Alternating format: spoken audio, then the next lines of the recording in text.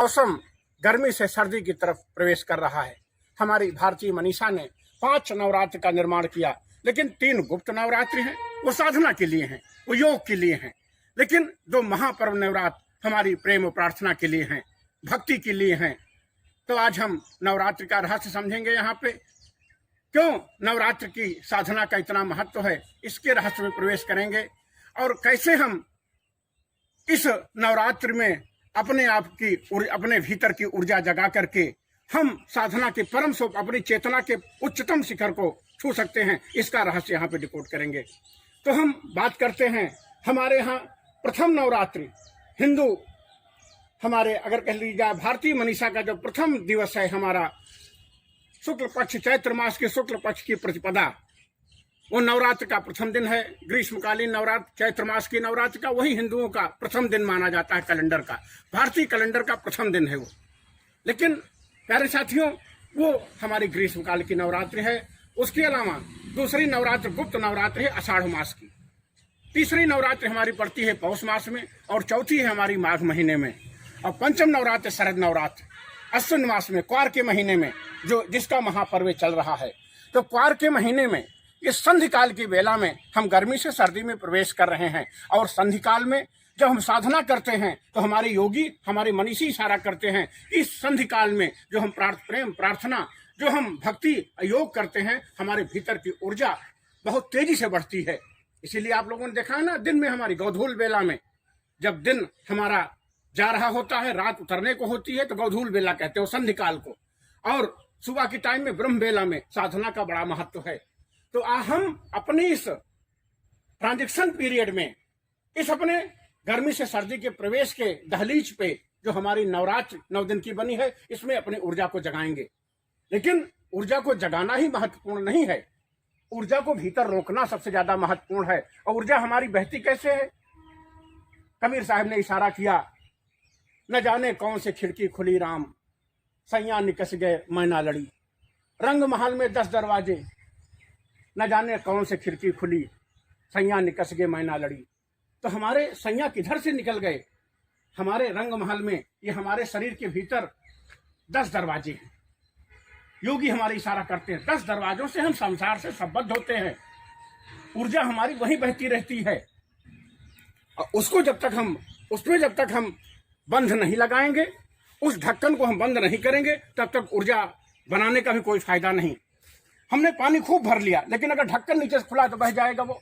तो हम नवरात्र के महीने में ऊर्जा जगाएंगे, लेकिन अपनी विवेक और प्रज्ञा से, अवेयरनेस से अपने 10 दरवाजे पे। 10 दरवाजे हमारे क्या हैं जिससे हम संसार से जुड़ते हैं? मैंने पहले बताया था कभी, 2 आँख, 2 नाक, 2 कान, मुंह, हमारा जननेंद्रिय द्वार, हमारा गुदा द्वार, और 10वां दरवाजा हमारा है वो दोनों भौहों के बीच पड़ता है।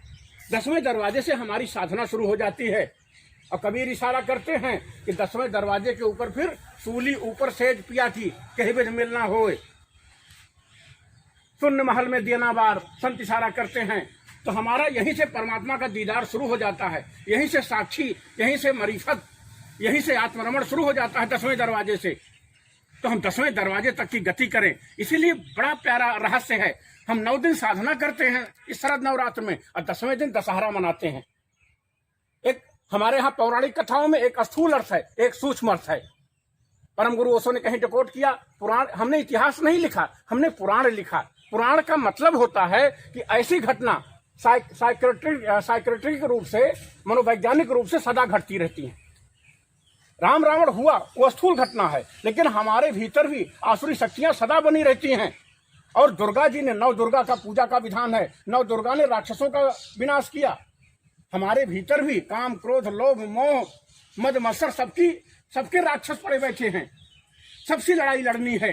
तो एक स्थूल अर्थ होगा दुर्गा जी ने राक्षसों का विनाश किया, लेकिन एक सूक्ष्म अर्थ हो गया कि हमारे भीतर जो ये वासनाएं हैं, इनके छिद्र को हमको बंद करना है, इनके दरवाजों को बंद करना है, जिससे हमारे पिया से मिलना हो सके, और जिसके लिए हम आए हैं संसार में। कबीर साहब कहते थे ना, आए हो तुम कहां से जाओगे किधर। और कबीर तो एक उलाहना देते हैं हम लोगों को कि तुम नैहर में हो यहाँ पे। वो कहते थे अभी पिया कहते थे परमात्मा को। हमारे जितने संत हैं फकीर हैं, परमात्मा को पिया कहते थे वो।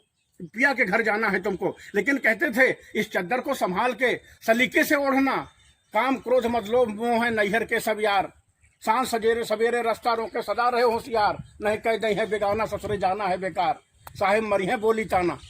तो साहेब उलाहना न दे वहां पे, हमारे जो दुश्मन है, जो हमारे राक्षस है, उनसे इस तरह लड़ाई लड़नी है। तो इस नव दुर्गा के इस नवरात्र के महीने में हम अपनी ऊर्जा को जगाएंगे और अपने विवेक से, अपनी प्रज्ञा से, ये हमारी जो वासनाओं के दैत्य हैं, थोड़ी सी एक बात हम यहाँ पे करेंगे। वासना क्या है, आवश्यकता क्या है। जैसे हमारा खाना, अगर हम खाना नहीं खा रहे हैं तो शरीर मांग करेगा खाने की, ये हमारी आवश्यकता है। लेकिन हम इतना भोजन डंप करके रख लें, इतने साल के लिए डंप करके रख लें, अपनी अगली पीढ़ी के रख लें, ये वासना है। और वासना मानसिक होती है, साइकेट्रिक होती है, वो साइकिक होती है, इसलिए वासना दुष्पूर है। शरीर की आवश्यकता को आप भोजन कर लेंगे, शरीर बंद कर देगा बेचैनी, लेकिन मन कभी पूरा नहीं होता है। मन का पागलपन है, मन का कटोरा कभी भरता नहीं किसी का, वही वासना है। तो वासना दुष्पूर है, तो वासना के रूपी दैत्य को हमको मारना है। तो 9 दिन हम अपनी शक्ति की उपासना से अपनी ऊर्जा को जगाएंगे, और जो राक्षस हैं, जो हमारी वासनाओं के राक्षस हैं, जैसे दुर्गा जी ने मान मर्दन किया, उसी तरह से हमको विवेक से, अपनी प्रज्ञा से, अपनी समझ से उस अंधेरे से लड़ना है, उन राक्षसों से लड़ना है, जिससे कि हमारी ऊर्जा बाहर न जाए और हम 10वें द्वार पे पहुंच सकें अपने, जहां से पिया का दीदार हो सके, सूली ऊपर से पिया की, और हम उस अमृत की झलक हमको मिल सके, जिसके लिए कबीर कहते थे, काहे रे नली तू को मिलानी, तेरी ही नाल सरोवर पानी, तू काहे के लिए चिंता कर रही है, और हमारा जीवन इहलोक और परलोक सफल हो सके। तो हम थोड़ी सी नवरात्र की यहाँ पे बात करेंगे। हमारे यहाँ साधना का विधान है 9 दुर्गा, 9 देवियों की हम कल्पना करते हैं इसमें। प्रथमम शैलपुत्री च, द्वितीयम ब्रह्मचारिणी, तृतीयम चंद्र घंटे पूषमांडा चतुर्थकम, पंचम स्कंदमाचे खष्टम कात्यायनी च, सप्तम कालरात्रि च, महागौरी चाष्टवम, नवम सिद्धदात्री च, 9 दुर्गा प्रकीर्तिता। ये 9 दुर्गा है हमारी, और इसमें हम सुंदर स्त्री की प्रतिमा करते हैं। अरे साथियों, हमने कभी डिकोड किया था, हमारे यहाँ ब्रह्म, समस्त ब्रह्मांड में जो ऊर्जा है, ब्रह्म हमारा 2 भागों में टूट जाता है। हमसे अर्धनारीश्वर हमारे यहाँ कल्पना शिव शक्ति में 2 भागों में टूट जाता है, आधे से पुरुष आधे से स्त्री, और 2 सेंटर हमारे जीवन के बन जाते हैं। इसी 2 सेंटरों पे हम सतत गति करते रहते हैं, पूरा जीवन इसी 2 के बीच चलायमान रहता है। लेकिन हम पति पत्नी हो या माँ बाप हमारे हो, अगर हम 2 के बीच में एक सातत्य गति करते हैं, एक सतत गति करते हैं, तो हम अपने जीवन को चलायमान रखने में सफल होते हैं। लेकिन हम रैंडम, हम विक्षिप्तता, हम पागलपन, हम उतावला बावला होकर अगर गति करने लगते हैं, तो हम दुनिया की नजर में अपराधी होते हैं और अपना जीवन खराब कर लेते हैं। फिर हमारी चदर दास कबीर जतन से ओढ़ो जस के तस दे दीनी चदरिया, फिर हमको ओढ़ने का सलीका नहीं आया, हमको जीने का तरीका नहीं आया। तो हम इसीलिए 9 दुर्गा बनाई गई। अगर आप पुरुष हैं तो स्त्रियों के प्रति हम 9 महीने किसी माँ के गर्भ में रहते हैं, एक उच्च कोटि का चिंतन लेने की जरूरत है। और अगर हम स्त्री हैं तो पुरुष के प्रति वो हम भी हमारी तरह ही कोई स्त्री रही होगी जो 9 महीने पेट में रखा है इसको। तो स्त्री है तो पुत्र रूप में, अगर पुरुष है तो माता के रूप में। ऐसी दृष्टि अगर हमारी होगी तो जो पागलपन समाज में दिखाई दे रहा है, जो दानव आज घूम रहा है कामुकता का, जो पागलपन विक्षिप्तता दिखाई देती है हमारे समाज में, वो नहीं दिखाई देगी आपको। और नवरात्र मनाने का कहते हैं हम सुधरेंगे जब सुधरेगा। अगर हम नवरात्र के इस महीने में अपनी साधना के इस रहस्य को समझ लेंगे जो सनातन मनीषा ने निर्मित किया था, तो यह लोक हमारा सफल होगा और परलोक सफल होगा। तो मैं इस रहस्य का यहाँ पे डिकोड कर रहा हूँ आप लोगों के बीच में। तो हम 9 दिन अपनी ऊर्जा को जगाएंगे और अपनी दृष्टि को, अगर पुरुष है तो स्त्री के प्रति, स्त्री है तो पुरुष के प्रति सम्यक रखेंगे। और तीसरा क्या करेंगे, अपनी वासनाओं के बंध को बांध के रखेंगे, समझ से, विवेक से, अपने कि ऊर्जा हमारी बह ना जाए। और जब हमारी ऊर्जा इकट्ठा हो जाएगी, हमारा ब्रह्म सरोवर लबालब भर जाएगा ऊर्जा से, तो ब्रह्म कमल इसी में खिलेगा। जिसको कबीर बाबा कहते सूली ऊपर सेज पिया की कह विधि मिलना हो, तो हमारा भी मिलना हो जाएगा। परमात्मा करे, मालिक करे, मैं दुर्गा को प्रणाम करता हुआ, शक्ति की उपासना करता हुआ कि हमारे भीतर ऊर्जा इकट्ठा हो, हमारी दृष्टि सम्यक हो, हमारे भीतर विवेक और प्रज्ञा जगे, हमारा यह लोक और परलोक सफल हो। और हमारे यहाँ मनीषी एक बात कहते हैं कि जब ब्रह्म 2 भागों में टूटता है तो हम संसार की लीला करते हैं, पुरुष और स्त्री, हम संसार की लीला करते हैं। लेकिन जब यही पुरुष स्त्री, क्योंकि तुम्हारी ही इकाई है, तुम्हारा ही आधा भाग है वो, इसीलिए जब तक दोनों मिलते नहीं तब तक बेचैनी बनी रहती है।